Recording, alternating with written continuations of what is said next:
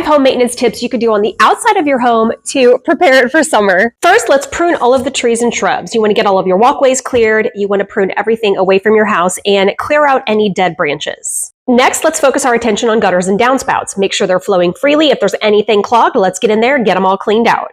Another important task is inspect your siding and your masonry. I like to go around my entire house, give it a visual, and see if I can find anything that's damaged and need repair. As you can see, I found a hole in my siding here, so we're going to need to get that fixed up as quickly as possible so that we can avoid any moisture or pests getting in. Now let's move on to that garage door. Let's get everything lubricated. We want to lubricate all moving parts and use a silicone or lithium-based grease only. Finally, check all of your exterior painted surfaces and give a fresh coat to anything that's cracked or peeled. If you want the full home maintenance checklist, you can grab it right here. I break everything down for you by season. We are working on summer things this week. And go ahead and smash that follow because tomorrow we're going to go over 5 things you can do on the inside of your house to get it ready for summer.